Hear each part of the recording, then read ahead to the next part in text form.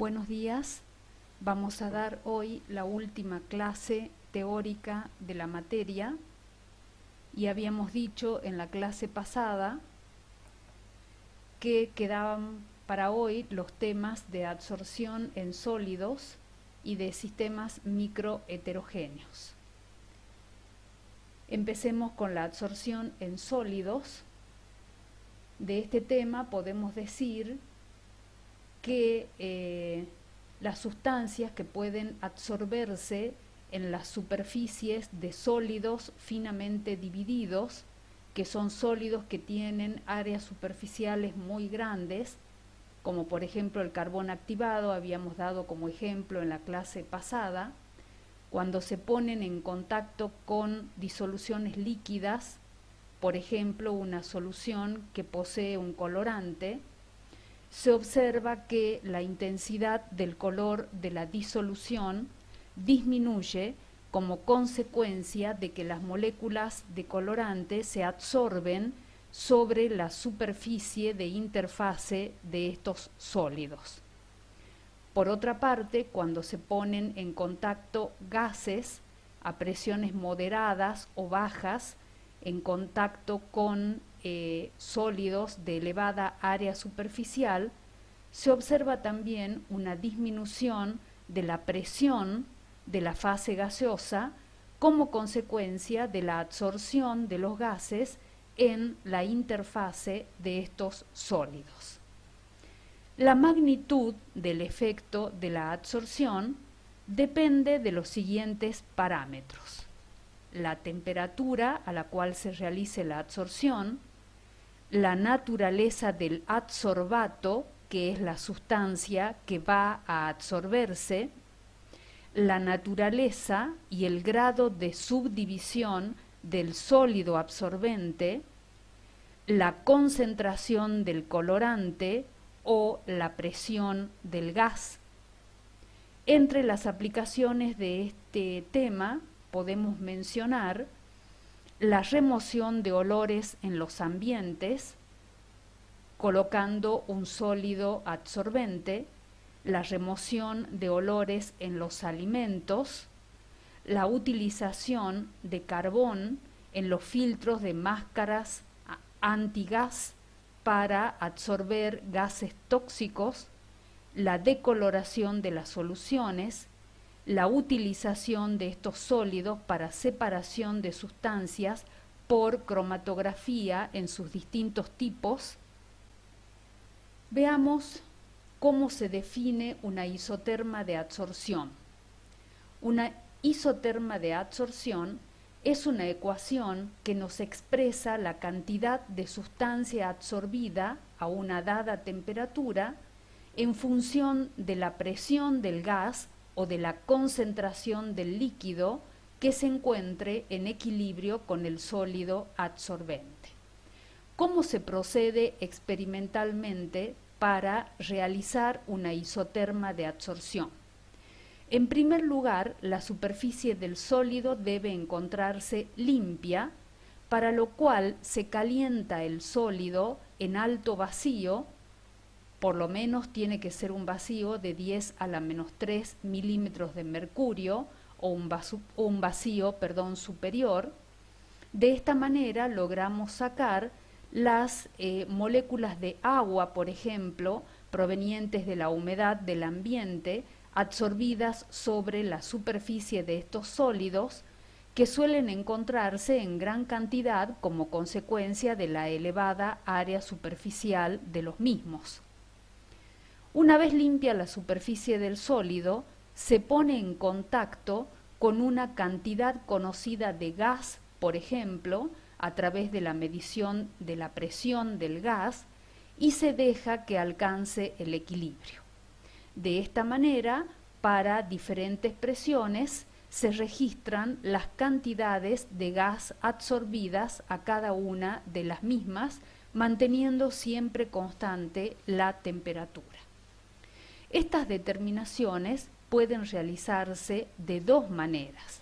Puede realizarse determinando el volumen de gas absorbido caso en el cual se utilizará un equipo que recibe el nombre de sortómetro y puede realizarse también registrando la masa absorbida, lo cual se realizará empleando un equipo que recibe el nombre de electrobalanza. Yo acá en la diapositiva he anotado los nombres de los equipos de los que disponemos nosotros en la universidad, el primero de los cuales es un sortómetro automático que se encuentra en el laboratorio de INICI, y el segundo, la electrobalanza, es un equipo que se encuentra en un laboratorio que se denomina así, de electrobalanza, donde tiene su oficina la ingeniera Serrano, que bueno, ustedes no lo pudieron conocer, digamos, porque en este cuatrimestre no se dieron las clases presenciales, pero el equipo se encuentra en ese laboratorio. La cantidad de gas absorbido puede expresarse como los moles absorbidos por gramo de absorbente, o bien el volumen de gas absorbido por gramo de absorbente a una determinada temperatura.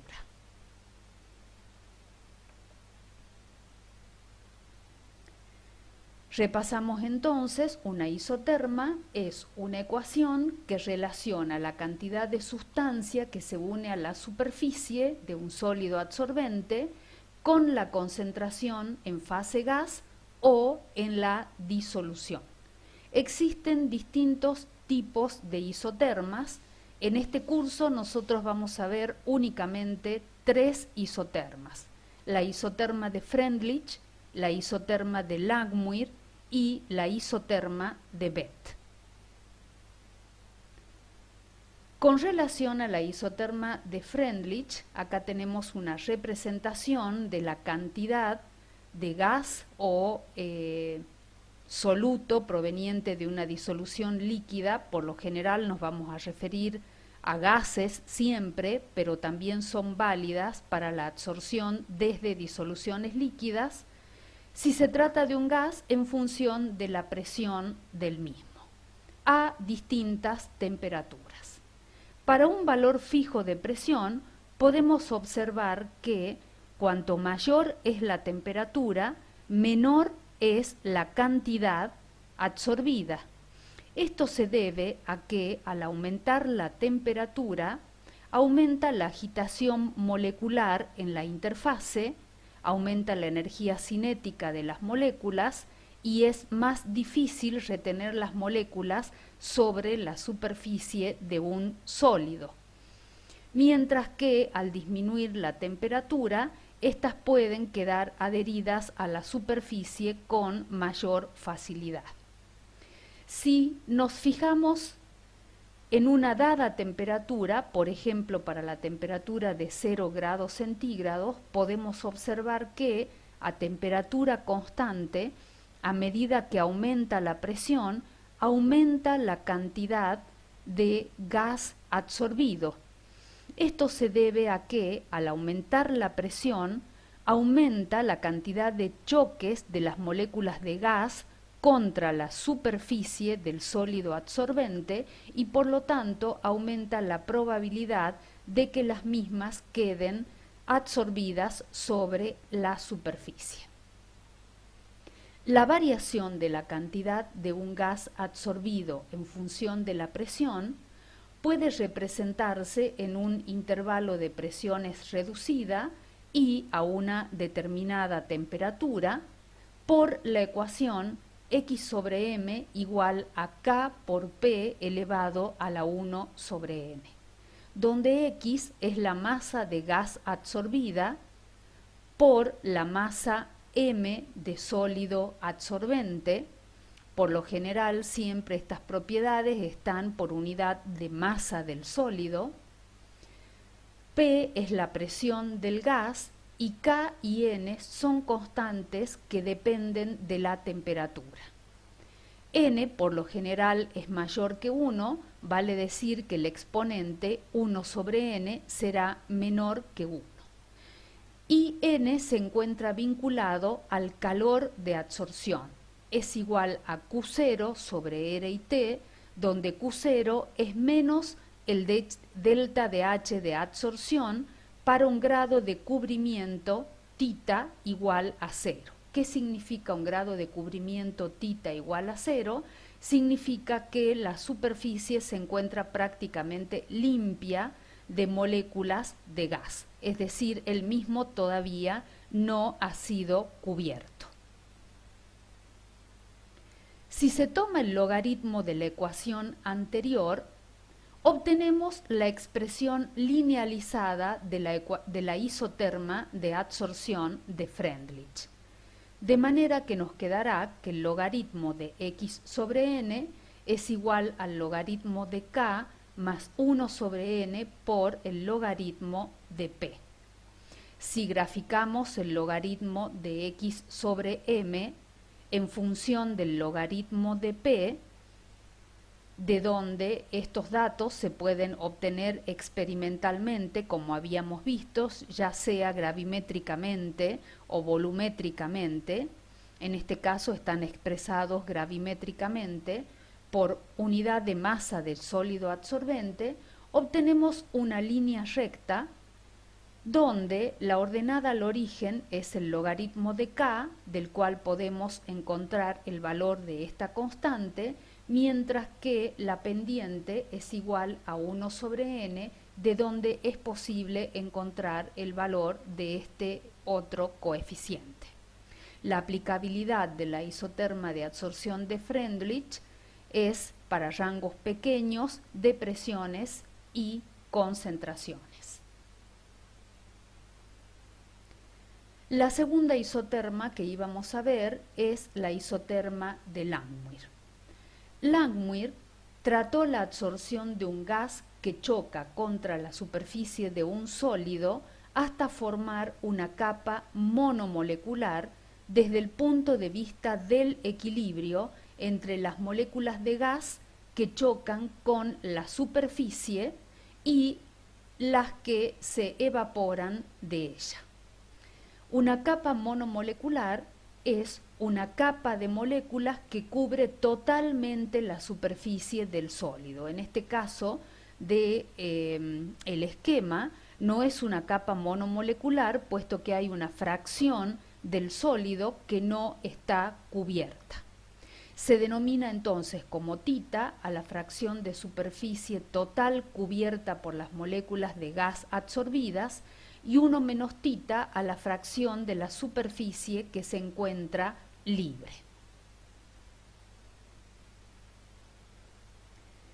La velocidad con la que las moléculas de gas son absorbidas dependerá del número de choques de estas con la superficie libre del sólido.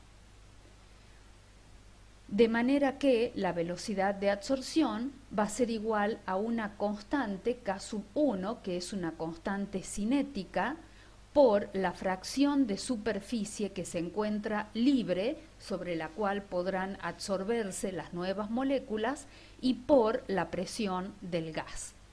Mientras que la velocidad de desorción será proporcional a la cantidad absorbida, es decir, a la fracción de superficie cubierta, de donde la velocidad de desorción es igual a una constante K2 por el grado de cubrimiento tita. En el equilibrio, cuando ambas velocidades de adsorción y desorción son iguales, se igualan estas dos expresiones y podremos despejar de allí el valor de tita. Nos queda entonces K1 por 1 menos tita por P igual a K2 por tita, de donde si agrupamos los términos que contienen a tita, que multiplica a K1 por P más K2, esto será igual a K1 por P, de donde podemos despejar tita como K1 por P sobre K1 por P más K2. Si llamamos K a la constante de equilibrio de adsorción-desorción de esta reacción, es decir, una molécula de A gaseoso reacciona contra la superficie del sólido, o mejor dicho, interactúa con la superficie del sólido, y nos queda una molécula de gas absorbida sobre la superficie, que la podemos denominar como AS. Cuando este fenómeno alcance el equilibrio, podremos denominar K1 a la constante cinética en el sentido de la absorción y K2 a la constante cinética en el sentido de la desorción y K de equilibrio al cociente entre K1 y K2, de manera que si dividimos toda la expresión sobre K2, numerador y denominador, nos quedará que θ es igual a la constante de equilibrio por P sobre 1 más K por P. Esta expresión recibe el nombre de isoterma de adsorción de Langmuir. La fracción de superficie cubierta θ puede expresarse de diversas maneras. Puede expresarse como la superficie cubierta sobre la superficie total del sólido, el volumen absorbido sobre el volumen que ocupa una capa monomolecular, es decir, una capa en la cual toda la superficie se encuentra cubierta por el adsorbato, la masa absorbida sobre la masa que ocupa la capa monomolecular, el número de moles absorbidos sobre el número de moles que ocupa una capa monomolecular. Si tomamos, por ejemplo, a esta última, θ, que es igual al número de moles absorbidos sobre el número de moles que ocupa la capa monomolecular, será igual a K por P sobre 1 más K por P. De esta manera podemos pasar Na dividiendo y nos quedará K por P sobre Na igual a 1 más K por P, que lo pasamos multiplicando sobre N sub M. Y dividiendo todo sobre la constante de equilibrio, obtendremos que P sobre el número de moles absorbidos va a ser igual a 1 sobre K por N sub M y más 1 sobre N sub M, ya que se simplifican las constantes de equilibrio K por P. Esta resulta ser la forma lineal de la expresión de Langmuir. Es decir, que si nosotros graficamos este término, P sobre el número de moles absorbidos en función de la presión, obtendremos una línea recta en la cual 1 sobre N sub M es la pendiente y 1 sobre K por N sub M es la ordenada al origen. En estos dos gráficos podemos ver en el primero cómo se comporta la isoterma de Langmuir, el grado de cubrimiento θ en función de la presión P. Podemos observar que a bajas presiones, cuando P tiende a 0, el término K por P resulta despreciable frente a 1 y por lo tanto θ queda aproximadamente igual a K por P, cuya representación sería esta línea de puntos. La pendiente de esta línea nos daría el valor de K. Acá podemos decir que la isoterma es de primer orden con respecto a la presión. A elevadas presiones, cuando el término K por P es muy grande, podemos despreciar 1 frente al término K por P. Y luego se simplificarán K por P en el numerador y en el denominador. Es decir, que a elevadas presiones, θ, el grado de cubrimiento, va a ser aproximadamente igual a 1. A elevadas presiones, θ tomará el valor de 1. Acá podemos ver que ha desaparecido la presión de esta expresión, con lo cual podemos decir que la isoterma de Langmuir será de orden 0 con respecto a la presión. Ahora bien, si graficamos la forma linealizada de la isoterma de Langmuir, P sobre el número de moles absorbidos, no olvidemos que estos valores los podemos obtener experimentalmente, vamos midiendo la presión con un manómetro y el número de moles absorbidos que proviene de la masa absorbida, por ejemplo, con una electrobalanza en función de la presión del gas, veremos que 1 sobre n sub m es la pendiente de la recta, de donde puedo obtener el número de moles que ocupan la capa monomolecular que salen del gráfico. Y la ordenada al origen es 1 sobre k por n sub m. Una vez que conozco n sub m, entonces puedo despejar el valor de la constante de equilibrio de adsorción del soluto sobre este sólido adsorbente.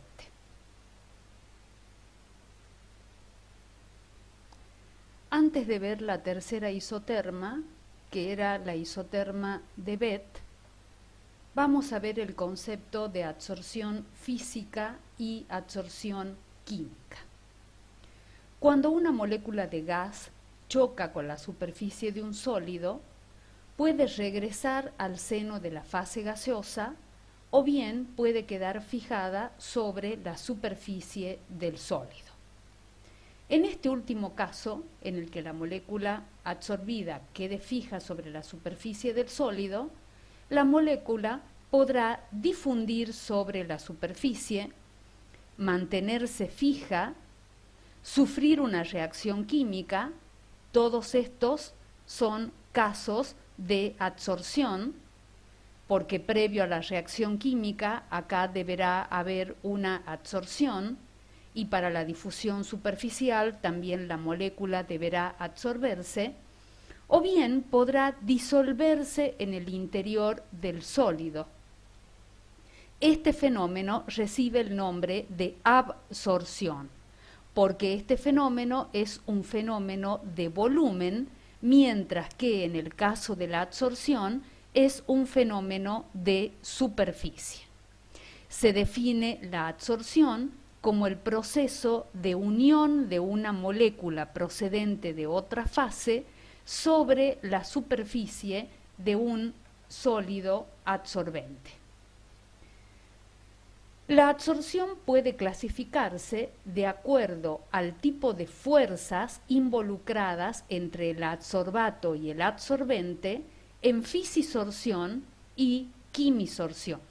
No obstante, es muy frecuente observar comportamientos intermedios entre los mencionados. ¿Cuáles son las características de la fisisorción?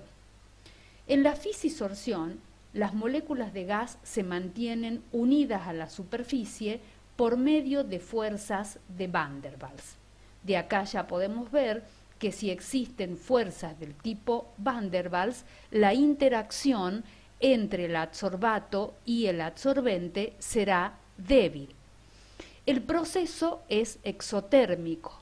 El calor liberado es semejante a la entalpía de condensación de la sustancia adsorbida y oscila entre 5 a 10 kilocalorías por mol negativas como consecuencia de que el proceso es exotérmico. ¿Por qué es del orden de la entalpía de condensación?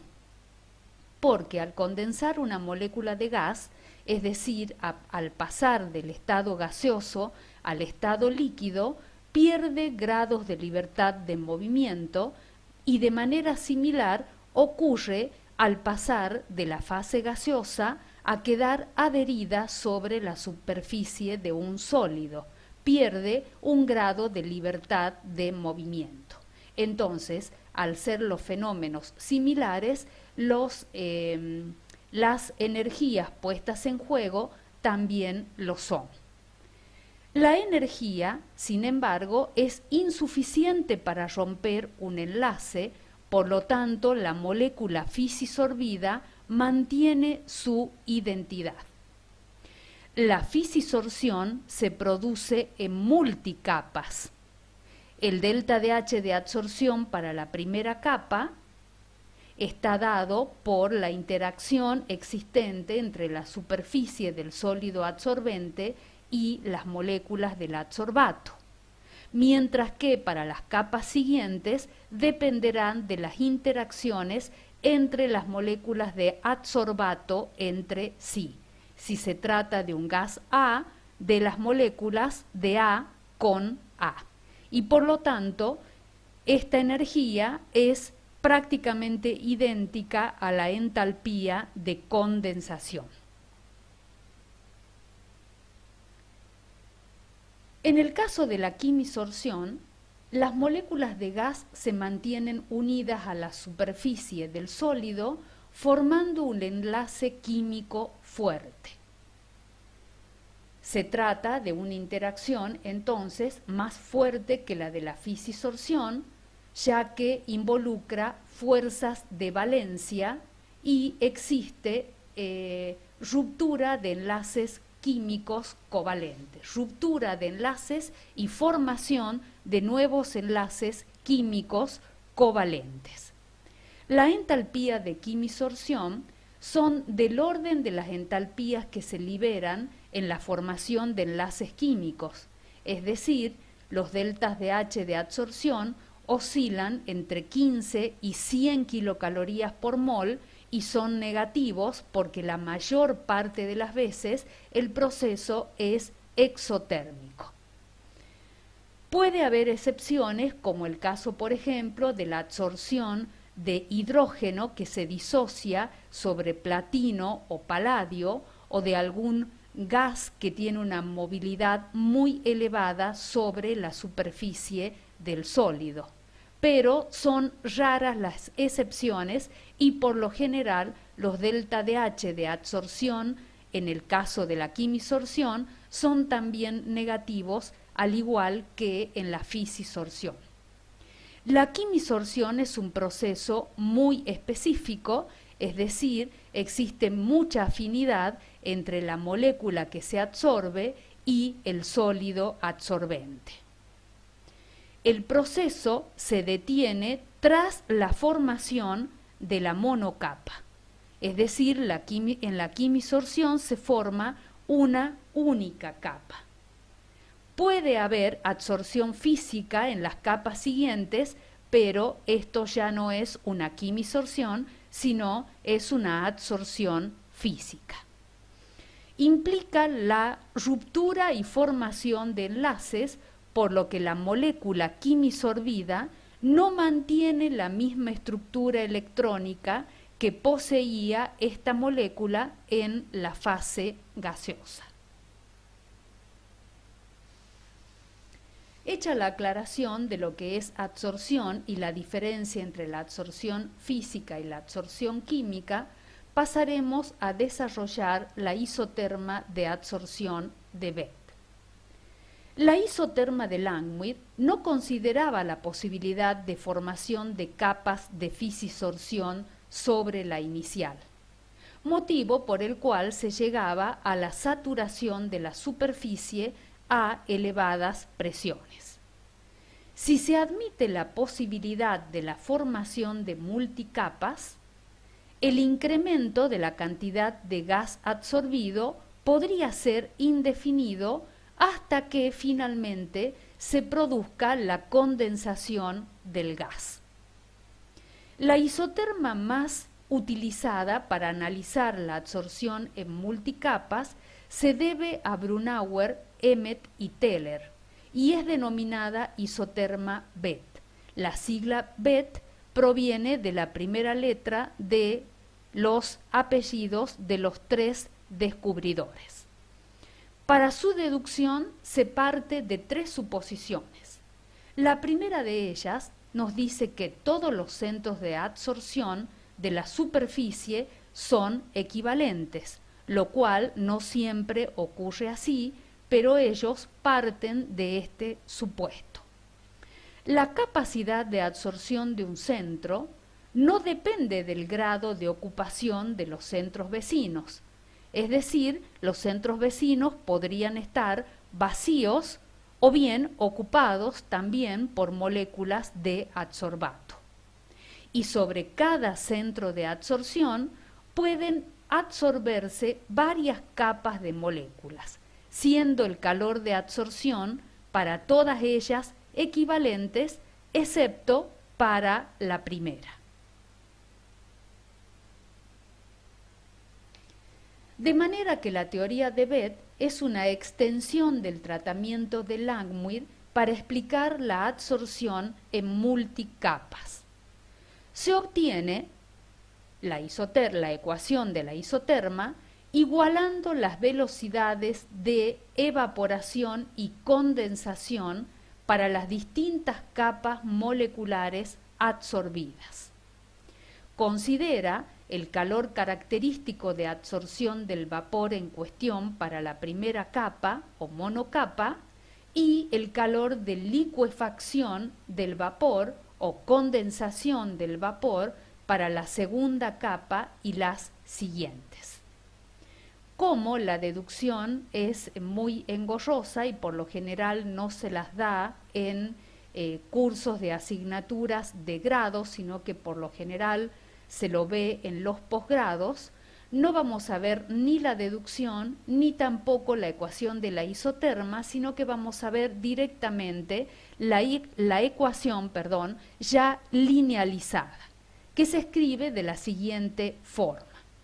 P sobre B por P0 menos P es igual a 1 sobre B sub M y C más C menos 1 sobre B sub M y C por P sobre P0, donde P es la presión ejercida por el adsorbato y B es el volumen de adsorbato depositado o absorbido, valga la redundancia, sobre el sólido a una determinada presión P.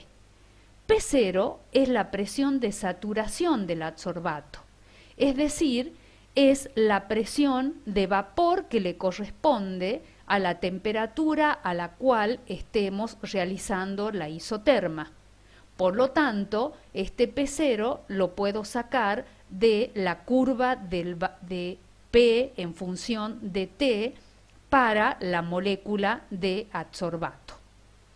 B sub M es el volumen que ocupa una capa monomolecular y C es una constante que depende tanto del delta de H de licuefacción o condensación como del delta de H de adsorción de la primera capa y es aproximadamente igual al exponencial del delta de H de licuefacción menos el delta de H de adsorción dividido R y T. Si esta es la forma lineal de la isoterma, entonces deberemos graficar el primer término al cual denominaremos I en función de P sobre P0, que recibe el nombre de presión relativa, al cual vamos a denominar X, con lo cual podremos obtener la pendiente, que es C-1 dividido B sub M y C, y la ordenada al origen, que es 1 sobre B sub M y C. El parámetro B sub M permite calcular el área superficial de un sólido absorbente conociendo la sección transversal de la molécula de adsorbato. Por lo general se utiliza como adsorbato el nitrógeno, debido a que el tamaño de la molécula es pequeño y por lo general estos sólidos absorbentes son porosos y las moléculas del adsorbato deben difundir por el interior de los poros, entonces es recomendable que la molécula sea pequeña y por otro lado el nitrógeno es un gas inerte. De manera que, representando el primer miembro en función de P sobre P0, se obtiene una línea recta de la cual puede calcularse el volumen de la capa monomolecular como 1 sobre la pendiente más la ordenada. Una vez que tenemos el volumen de la capa monomolecular, con el mismo es posible calcular la superficie del sólido absorbente de la siguiente forma. El volumen de la capa monomolecular, expresado en centímetros, por el número de Avogadro en moléculas por mol, por la sección transversal de una molécula de adsorbato en Armstrong al cuadrado por moléculas, que lo debemos pasar a centímetros cuadrados y posteriormente a metros cuadrados por moléculas, sobre 22,4 litros por mol, que expresados en centímetros cúbicos es 22,4 por 10 al cubo centímetros cúbicos por mol, y dividido sobre la masa del sólido absorbente. Es decir, para realizar el experimento yo coloco una determinada masa de sólido que debo tenerla en cuenta para sacar la superficie, que como es una superficie específica, se encuentra expresada en metros cuadrados por gramo de sólido absorbente. Ahora vamos a ver el gráfico en el cual se representa el primer miembro de la ecuación, es decir, P sobre B por P0 menos P, al cual denominamos I, en función de X, que es P sobre P0. El gráfico es este, acá tenemos representado I en función de P sobre P0. Pero podemos ver también el gráfico que corresponde a la isoterma, que es el volumen en función de la presión relativa, que es la curva que se encuentra en azul. Fíjense que esta curva tiene una forma de sigmoide. Las curvas de las isotermas de absorción presentan en general 6 formas, una de las cuales es esta que vemos representada en el gráfico. El gráfico que está en rosado es la derivada de la curva anterior, por eso donde la curva presenta el punto de inflexión, este gráfico presenta un máximo que nos ayuda a determinar el volumen de poros, el diámetro medio de los poros, que tampoco vamos a ver en este curso, pero sí vamos a hablar un poco más de esto en cinética química en el próximo cuatrimestre. Luego tenemos acá el gráfico completo de I en función de P sobre P0 en todo el rango de presión relativa desde 0 hasta 1, es decir, hasta cuando la presión que yo coloco en el sistema es igual a la presión de saturación del gas. Sin embargo, la ecuación de Bethe no es válida en todo este rango, sino que es válida únicamente para presiones relativas de P sobre P0, entre 0,1 y 0,3. Por esto, este conjunto de puntos está expandido en este gráfico, donde puede verse que entre 0,1 y 0,3 obtenemos una línea recta muy buena, con muy poco error, que nos permite determinar el área superficial de este sólido, que es de aproximadamente 900 metros cuadrados por gramo. Vamos a ver ahora los sistemas microheterogéneos.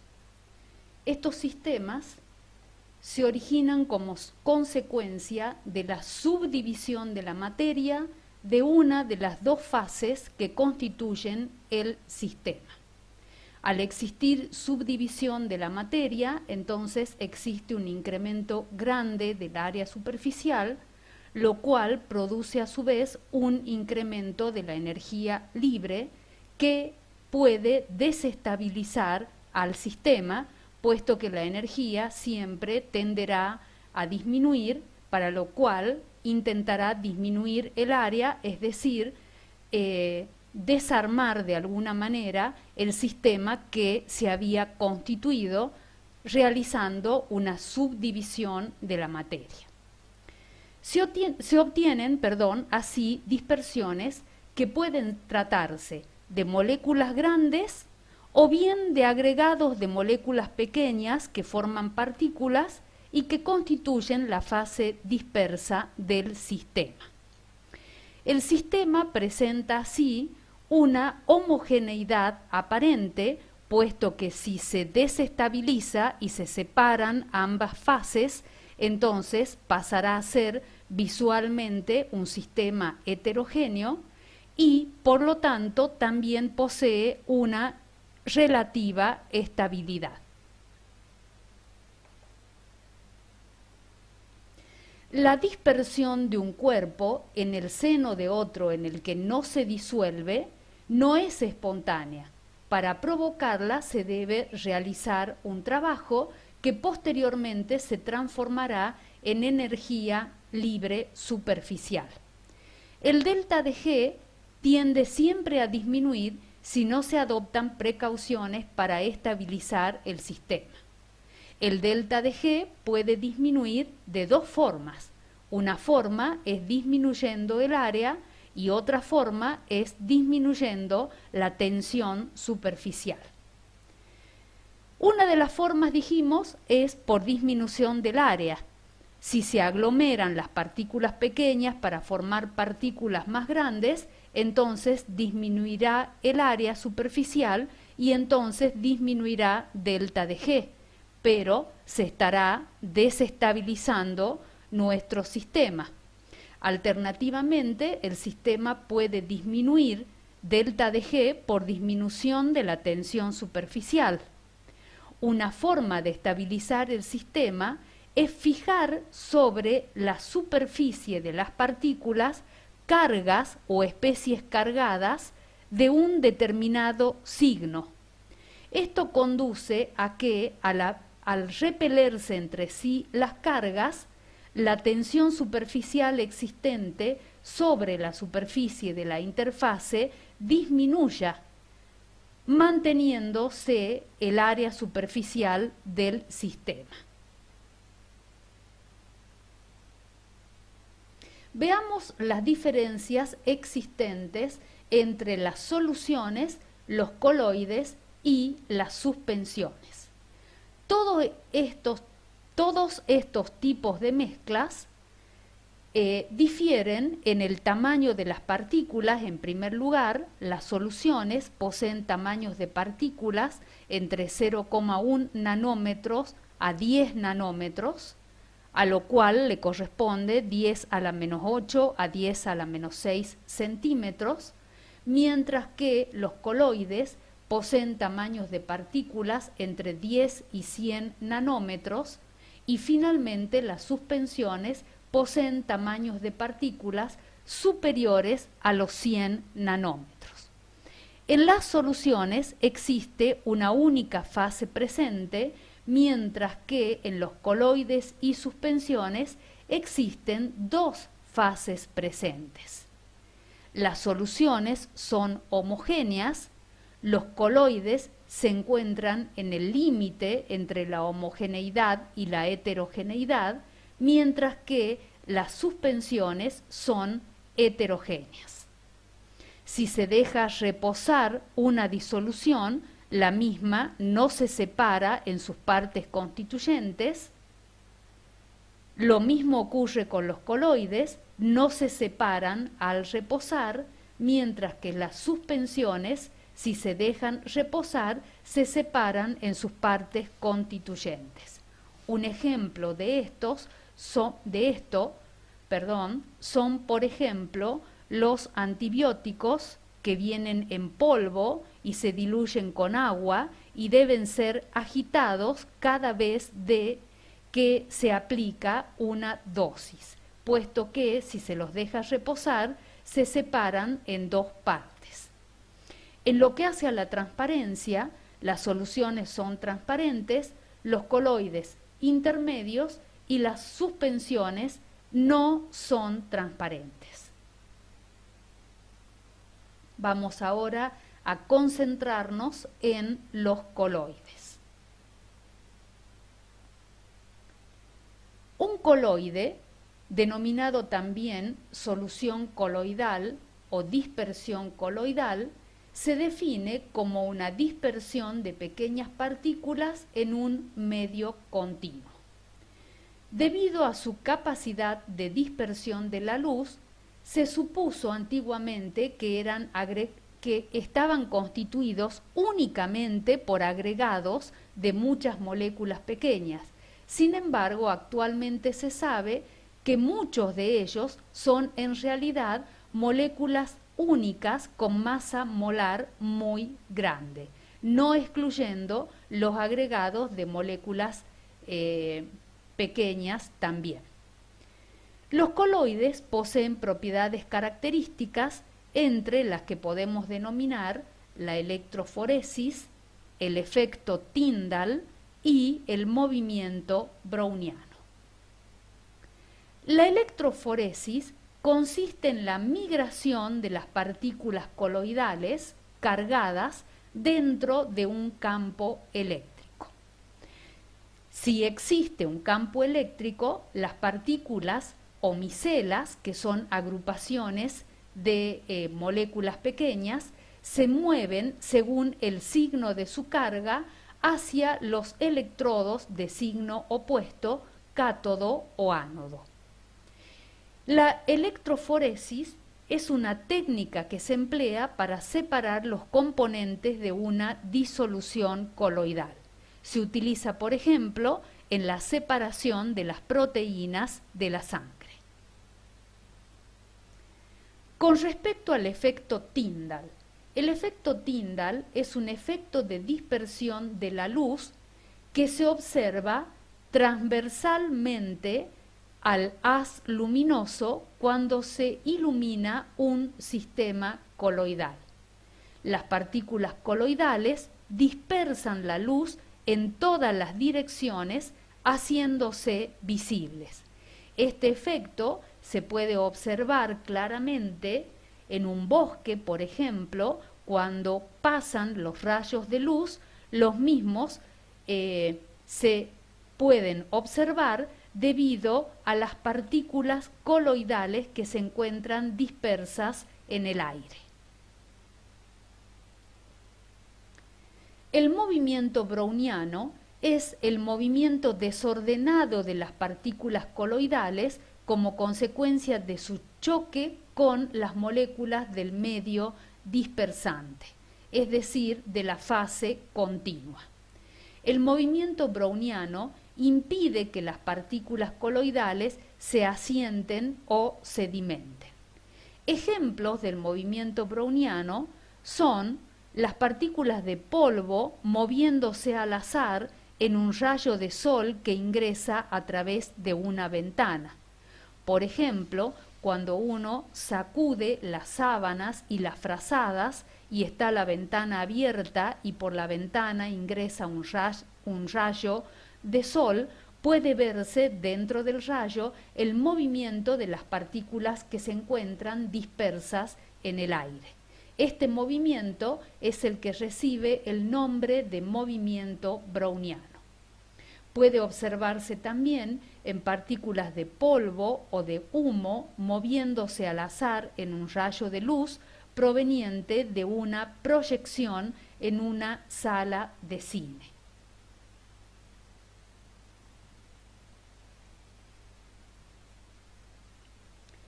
Los sistemas coloidales pueden clasificarse de acuerdo a su afinidad por el solvente en liofílicos y liofóbicos. Los liofílicos conforman coloides que tienen fuerte afinidad por el solvente. Por lo general, los sistemas a los que conducen reciben el nombre de geles, mientras que los liofóbicos consisten en coloides que tienen muy poca afinidad por el solvente. Si el solvente es agua, entonces se los denomina hidrofóbicos. Estos sistemas conducen a la formación de soles.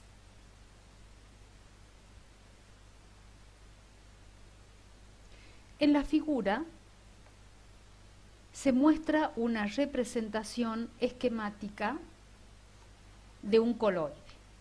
El mismo está conformado entonces por un medio dispersante que recibe el nombre de fase continua y por un material disperso que lo constituyen las partículas coloidales. Los coloides pueden clasificarse en función del estado de agregación de cada uno de sus componentes. Así, el medio dispersante puede encontrarse al estado sólido, líquido o gaseoso, y el material disperso podrá encontrarse también al estado sólido, líquido o gaseoso. De manera tal que veremos en la tabla siguiente los distintos tipos de sistemas que pueden conformar los coloides.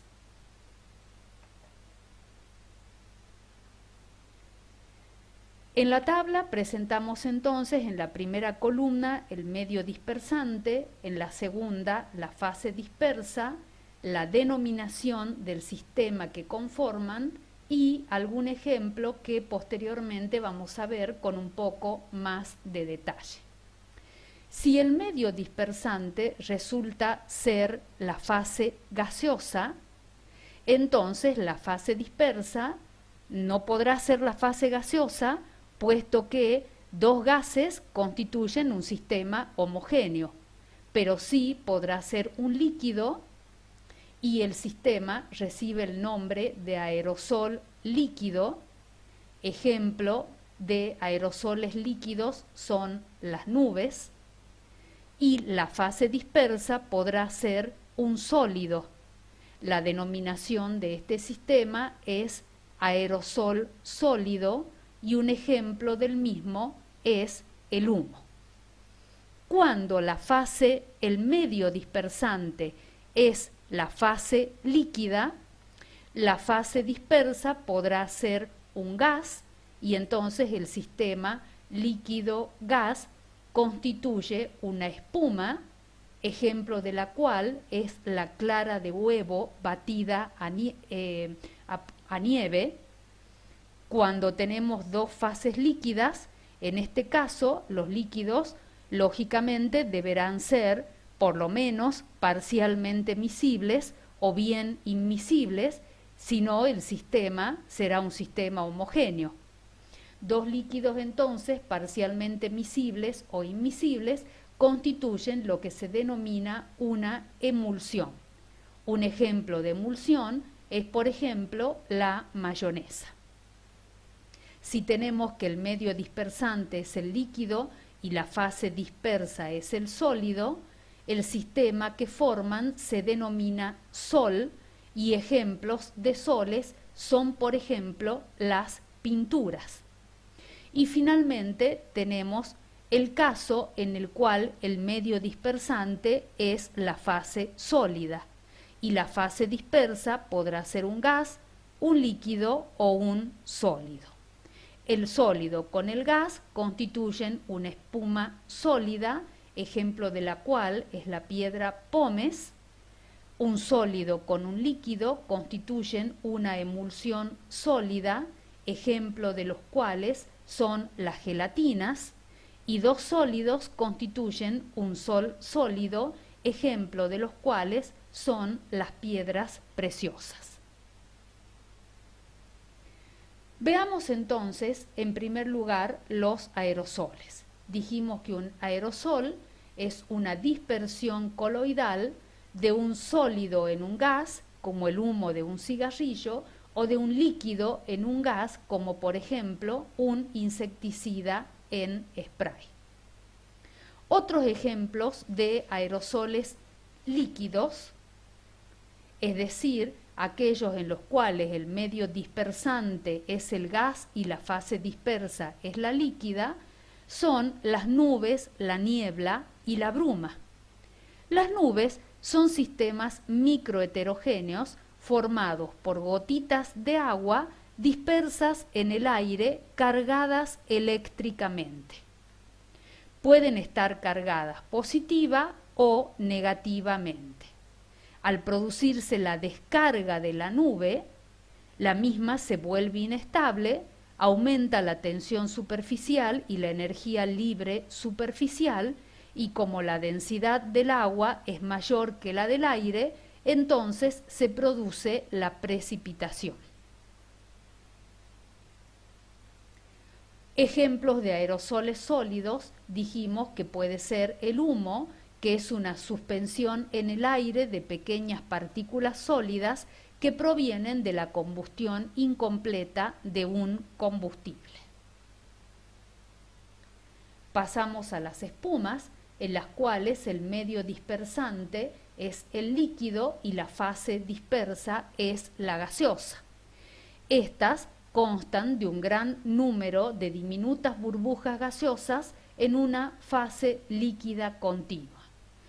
El delta de G es elevado y entonces se emplean agentes espumantes que le brindan estabilidad y elasticidad contra las tensiones mecánicas.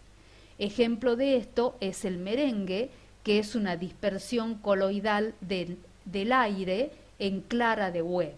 Cuando se disuelve el aire en alguna sustancia, por lo general aparece una coloración blanca. Existe una interfase muy grande y por lo tanto es muy inestable. Para estabilizarla, por lo general se agregan unas gotitas de limón, lo cual le confiere las cargas eléctricas en la superficie, disminuyendo de esta manera la tensión superficial y estabilizándose el sistema. Otro agente espumante es la ovoalbúmina, que está contenida en la clara del huevo. Ejemplos de espuma son también la cerveza. La espuma está constituida en este caso por dióxido de carbono disuelto en el líquido, que es el gas que conformará las burbujas. En la cerveza, el agente espumante son moléculas de proteína de tamaño mediano que proceden de la malta y de otros cereales empleados en su fabricación.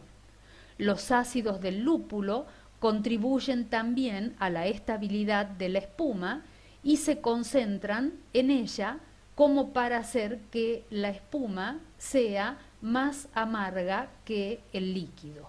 Es decir, los ácidos del lúpulo son los que le brindan amargor a esta bebida, que se concentra por lo general en la espuma.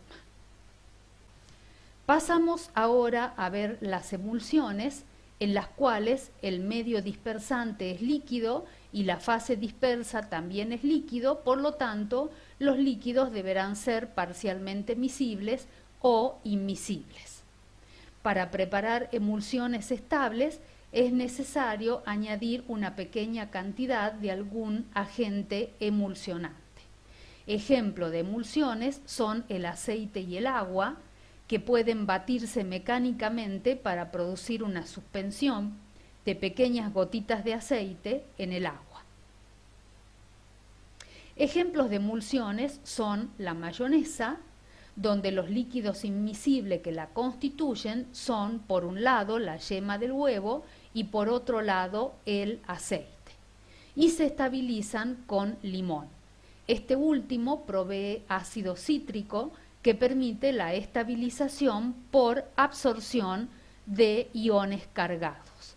Además, en la yema del huevo se encuentra la lecitina, que es una proteína que actúa también como un agente emulsificante. Otros ejemplos de emulsiones son la manteca, que es una emulsión que consiste en gotitas de agua en una fase continua que está dada por el aceite, y también la leche, que es a la inversa que la manteca. En este caso, las gotitas son de grasa. Es una emulsión de aceite en agua, donde el agua, en este caso, es la fase continua, a la inversa que en la manteca, donde la fase continua era el aceite. Tenemos los soles, donde el medio dispersante es líquido y la fase dispersa es un sólido. La pintura, por ejemplo, está conformada por partículas de pigmento que flotan en un líquido, que por lo general es el agua, pero puede ser también un aceite, como por ejemplo el aceite de linaza o algún otro aceite. Estas pequeñas partículas de pigmento son coloides que le dan su color al líquido. Pasamos ahora a los sistemas en los cuales el medio dispersante es el sólido. Y en este caso de la espuma sólida, la fase dispersa es la fase gaseosa.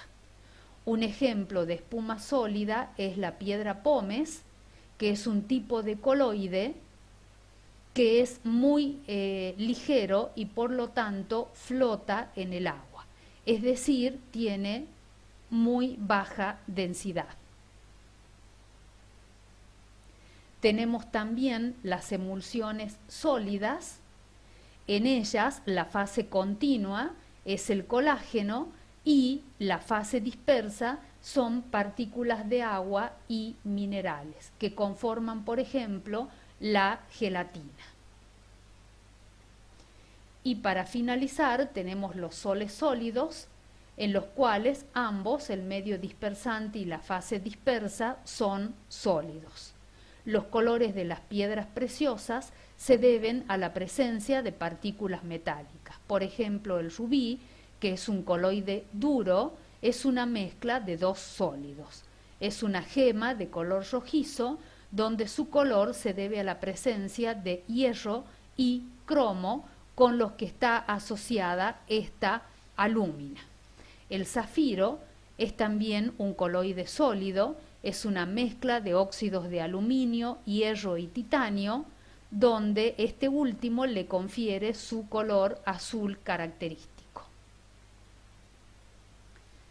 Veamos la relación que existe entre estos sistemas microheterogéneos y los fenómenos atmosféricos. Las gotas de agua de una nube, por acción del viento, absorben cargas eléctricas. El viento fricciona el terreno y genera una carga que dependerá del tipo de suelo que se encuentre en cada uno de los lugares. De esta forma, las gotas de la nube se mueven caóticamente al estar cargadas y no chocan entre sí, puesto que, al ser las cargas del mismo signo, se repelen manteniendo la estabilidad. Cuando una nube se carga excesivamente, se pone muy oscura, pudiendo la carga ser positiva o negativa. Si el aire existente entre la nube y el suelo no es lo suficientemente aislante, la nube se descargará. Esto puede ocurrir de dos formas. Puede ocurrir en la dirección hacia el suelo, el 80% de las veces, y el 10% de las veces restantes ocurre hacia arriba. Al desaparecer las cargas, entonces se produce la precipitación. Puede ocurrir también el 10% de las veces restantes que se observe la presencia de relámpagos, que es una descarga entre dos nubes. El sistema también se conduce a la desestabilización al chocar dos nubes de signo contrario, produciéndose entonces la precipitación. Bueno, de esta manera finalizamos la clase de fenómenos superficiales y finalizamos también la parte teórica de la materia. Nos resta únicamente la evaluación del tema 5, que será el día viernes, y 2 trabajos prácticos virtuales, y luego quedaremos a la espera de lo que digan las autoridades para poder realizar la parte presencial, que serían los laboratorios y los exámenes parciales. Muchas gracias por su atención.